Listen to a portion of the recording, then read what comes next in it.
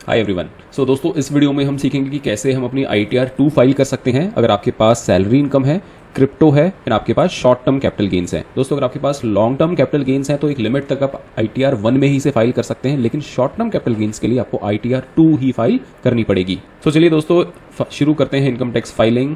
सो online continue, start new filing, individual, continue.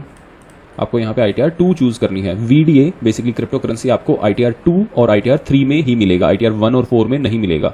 तो अगर आपके पास VDA है तो आपको ITR 2 या 3 ही फाइल करनी है। और फाइलिंग करने से पहले, जैसा मैं हमेशा अपनी हर वीडियो में बताता हूँ, आपको अपना AIS जरूर चेक कर लेना है, क्योंकि कई बार हमें खुद नहीं पता होता कि हमने क्या क्या ट्रांजेक्शन किए हैं पूरे साल भर में।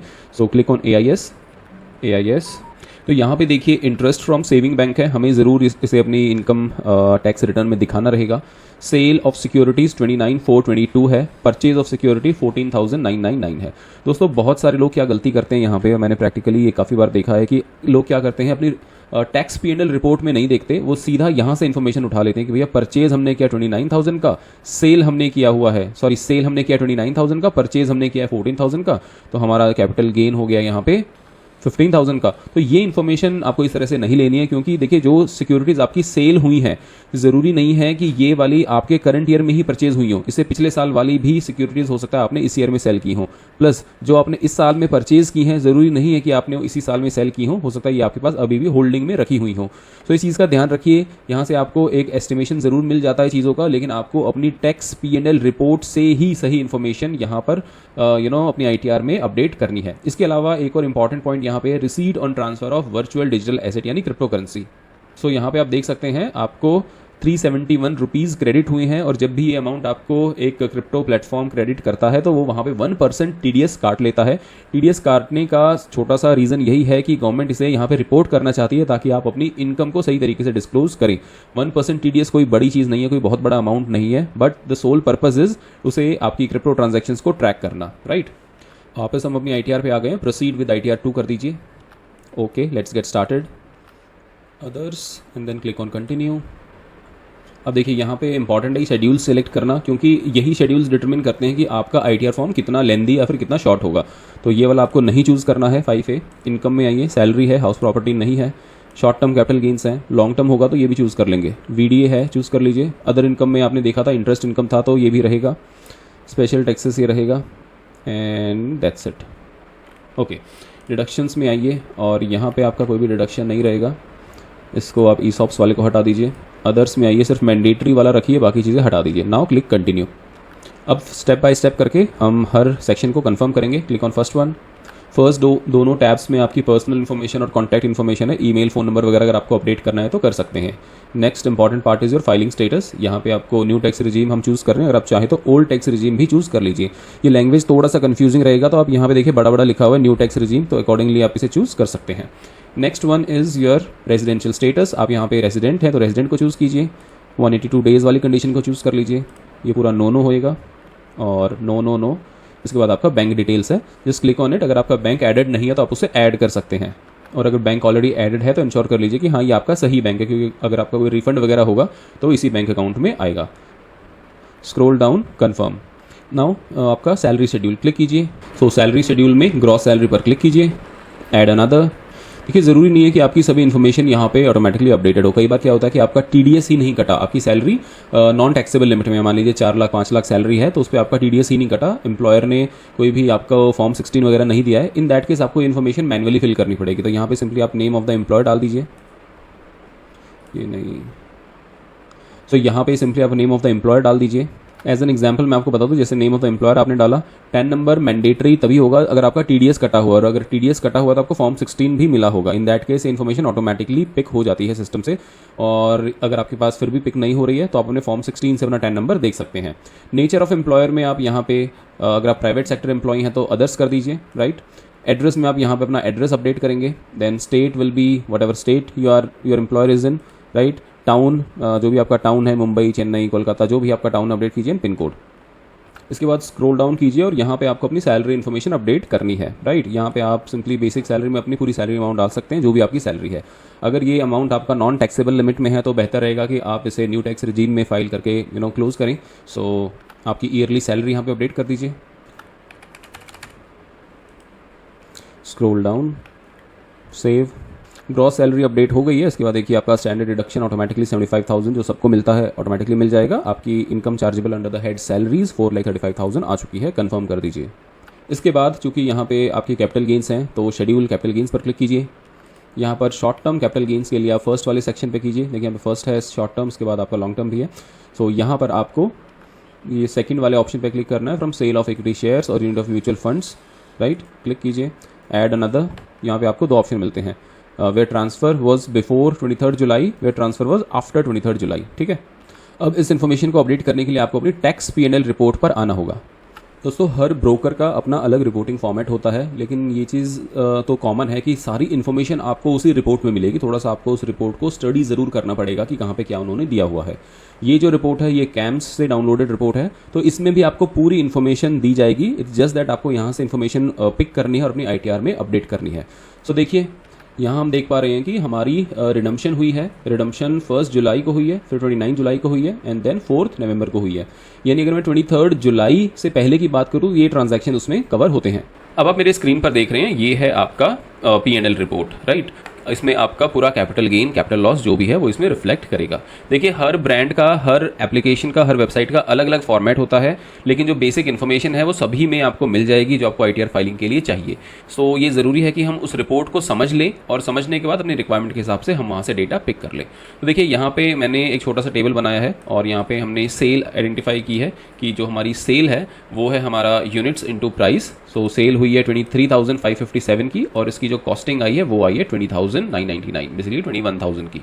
और ये सभी जो मेरा सेल है ये हुआ है 23 जुलाई या उससे पहले, ठीक है। सो 23 जुलाई से पहले हुआ है तो इस पे आपका शॉर्ट टर्म पे 15% का टैक्सेशन लगेगा, और ये जो आपका 23 जुलाई के बाद के ट्रांजैक्शंस है जो भी इसमें आपका गेन हुआ है इस पे आपका 20% का टैक्सेशन लगेगा, राइट। अब इस इन्फॉर्मेशन को सिंपली अपने ITR पोर्टल पर अपडेट कर देते हैं।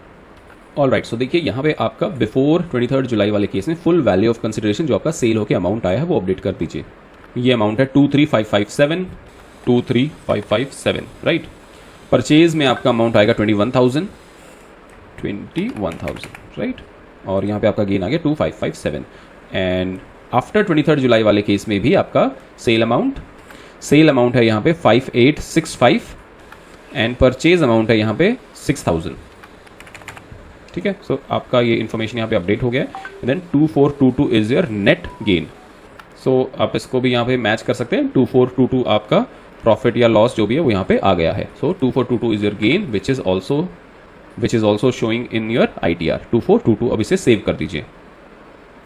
Click on save. जब सेव पे क्लिक करेंगे तो यहाँ पे एरर आएगा, इसको 111A कर दीजिए, देन क्लिक ऑन सेव। दोस्तों यहाँ पर आपको एक और शेड्यूल अपडेट करना होता है, F, ठीक है। तो F पे क्लिक कीजिए।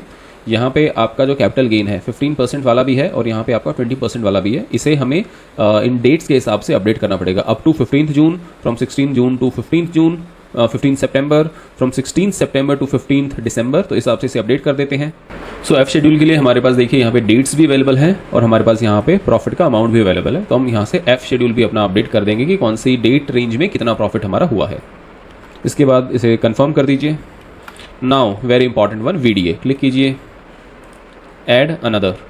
दोस्तों यहाँ पर सिंपली आपको आ जाना है VDA शेड्यूल पर और यहाँ पे आप देखेंगे कि सभी इन्फॉर्मेशन ऑलरेडी रिपोर्ट में गिवन है। सो ये आपका कॉइन है BTC, राइट। ये सभी कॉइन्स का आपके पास कॉस्ट ऑफ एक्विजिशन है। यहाँ पे आपका कंसिडरेशन रिसीव्ड यानी सेल प्राइस है। इसमें आपका इनकम जो भी है वो यहाँ पे मेंशन्ड है। दोस्तों 1 बाय 1 अब हमें इन्फॉर्मेशन अपडेट करनी पड़ेगी। यहाँ पे आपके पास 5 लाइन आइटम्स हैं। सो ये पूरे 5 लाइन आइटम्स को 1 बाय 1 अपडेट करते हैं। तो चलिए, first one is date of acquisition. Date है यहाँ पे 11th June 2021, 11th June 2021, 11th, right. Date of transfer यहाँ पे 19th नवंबर 2024, 19th नवंबर, 19th, okay. Next is your cost of acquisition. Cost of acquisition is 5.62, cost of acquisition is 5.62 और यहाँ पर आपको ये राउंड ऑफ करके ही लिखना पड़ेगा because it will not accept point wise, ठीक है। तो इसे राउंड ऑफ कर दीजिए। 6 आ गया cost of acquisition. Consideration received 14.65, यहाँ पर 14.65 कर दीजिए। बेसिकली पॉइंट नहीं आएगा तो इसे आपको राउंड ऑफ ही करना पड़ेगा 15, देन क्लिक ऑन सेव। तो देखिए ये आपकी एक सिंगल एंट्री हुई है। इसी तरह से आपको सभी लाइन आइटम्स की एंट्री करनी पड़ेगी। अगर आप नहीं करते हैं तो ये आपका करेक्टली अपडेटेड नहीं माना जाएगा, तो आपको इसे 1 बाय 1 अपडेट करना है। अगर यहाँ पे आपके पास मल्टीपल ट्रांजैक्शंस हैं तो आपको मल्टीपल ट्रांजैक्शंस सब 1 बाय 1 ही अपडेट करने पड़ेंगे। तो चलिए मैं फटाफट से बाकी के ट्रांजैक्शंस को भी अपडेट कर देता हूँ।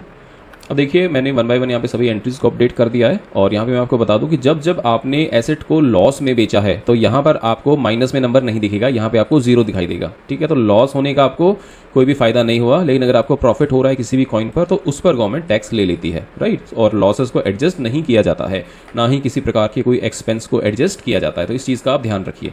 Click on confirm. Now click on other sources. देखिए यहाँ पे ऑलरेडी आपके अदर सोर्सेज आ गए जो हमारे AIS में थे, तो that is okay. Moving next, scroll down, click on confirm. Next CYLA में देखिए दोस्तों 4,35,000 आपकी सैलरी है। शॉर्ट टर्म कैपिटल गेन आपका 2422 है और आपका जो अदर सोर्सेज का था वो आ गया 112, right. And then you click on confirm. इसके बाद नेक्स्ट स्टेप BFLA पर आइए, scroll down and click on confirm. यहाँ पे आप एक बार के लिए ज़रूर अपनी वैल्यूज़ को वैलिडेट कर सकते हैं, बट क्योंकि सिस्टम द्वारा ऑटोमेटिकली अपडेट होता है तो ज़्यादा कुछ इसमें नहीं रहेगा। कंफर्म कर दीजिए। शेड्यूल SI क्लिक कीजिए एंड कंफर्म। 6A इसमें हमने कुछ भी क्लेम नहीं किया है तो just click on confirm. Total income, देखिए सैलरी की इनकम आ गई, या आपकी कैपिटल गेन्स की इनकम आ गई, या आपकी अदर सोर्स की इनकम आ गई है। ठीक है, स्क्रॉल डाउन कीजिए, click on confirm. Tax paid वाले सेक्शन पे आइए। टैक्स तो कटा ही नहीं है, सो सैलरी पर कोई टैक्स है नहीं, तो यहाँ पे देखिए कुछ भी अपडेटेड नहीं है। लेकिन अदर देन सैलरीज़ में आपको जैसा कि पता है, अगर आप VDA ट्रांजैक्शंस करते हैं तो आपका TDS कट जाता है। तो यहाँ पे आपका अमाउंट रिफ्लेक्ट कर रहा है विच इज़ 3 रुपीज़। सो 3 रुपये का यहाँ पे TDS है on total 371, right. Scroll down कीजिए और कंफर्म पर क्लिक कर दीजिए। Now comes part B TTI, click कीजिए। दोस्तों अब यहाँ पे एक इंपॉर्टेंट टैक्स कॉन्सेप्ट समझ लेते हैं। देखिए पार्ट B TTI में आपकी जो टोटल इनकम है, टैक्स ऑन नॉर्मल रेट्स आपका लगा है 6755, ये आपकी सैलरी पर टैक्स बना था, ओके। और सैलरीज़ वाला जो आपका टैक्स अमाउंट है इसका आपको रिबेट भी मिल जाता है अंडर सेक्शन 87A। ये जो 369 रुपीज़ है ये आपका बना है tax at special rates. Basically ये अमाउंट आपका कैपिटल गेन से रिलेटेड है, okay. So total tax payable बना आपका 7129, जिसपे आपको रिबेट 6755 का ही मिलेगा। और जो आपकी स्पेशल रेट इनकम है which is basically capital gains, उस पर आपका टैक्स पेबल बनेगा। So tax payable is 369 rupees. और इसके बाद इस पर आपका एजुकेशन सेस लगने के बाद 384 रुपीज़ का यहाँ पे आपका टैक्स बन के आ रहा है। एंड वी कैन सी हमने जो टैक्स पे किया हुआ है ऑलरेडी, जो हमारा क्रिप्टो ट्रांजैक्शंस रिलेटेड हमारे पास क्रेडिट है 3 रुपीज़ का, वो मिल गया है। And when we scroll down, amount payable 380 rupees, right. तो इसके आपके पास 2 ऑप्शन है, पे लेटर, पे नाउ। दोस्तों अब हम इस टैक्स को पे करेंगे, सो क्लिक ऑन पे नाउ, कंटिन्यू। देखिए इट इज़ ऑलवेज बेटर कि जो भी आपका टैक्सेशन अमाउंट है इसे आप पे नाउ करके, इसे पे करके ख़त्म कीजिए। अदरवाइज़ भूल जाएंगे, इस पर आपका इंटरेस्ट, पेनल्टी सब जुड़ता रहेगा, सो उसका कोई फ़ायदा नहीं है। सो चलिए इसे फटाफट से पे करने का प्रोसेस देख लेते हैं। Click on continue.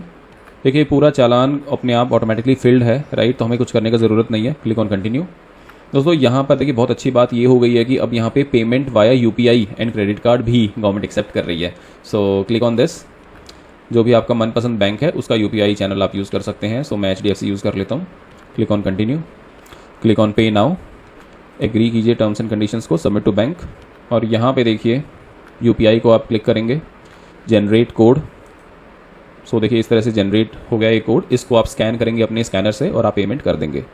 दोस्तों जैसे ये पेमेंट आपकी कंप्लीट होती है ऑटोमेटिकली आपका इस तरह से मैसेज आ जाएगा, चालान इज सक्सेसफुल। आप इस चालान को डाउनलोड कर लीजिए। और ये देखिए यहाँ पे भी मैसेज आ गया, चालान इज सक्सेसफुल। स्क्रॉल डाउन कीजिए। प्लीज़ इंश्योर कीजिए कि आपका टैक्स पेड वाले सेक्शन में यहाँ पर डिटेल्स रिफ्लेक्ट कर रही हैं या नहीं। और यहाँ पे आप देख सकते हैं ऑटोमेटिकली ये चालान डिटेल्स अपडेट हो गई है, तो ये कंफर्म कर लीजिए। अगर नहीं हुई है तो आप यहाँ पे ऐड अनदर पे क्लिक करके चालान आपके पास ऑलरेडी आ चुकी है, उसे आप अपडेट कर दीजिए। Then click on confirm. दोस्तों इसके बाद आपको प्रोसीड टू वेरिफिकेशन पर क्लिक करना है। दोस्तों इसके बाद आपका इंटरनल वैलिडेशन सक्सेसफुल हो गया है। अब आप प्रीव्यू पर क्लिक कीजिए।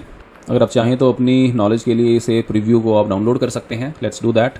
इसके बाद आप प्रोसीड टू वैलिडेशन पर क्लिक कीजिए और ये आपका वैलिडेशन सक्सेसफुल हो चुका है।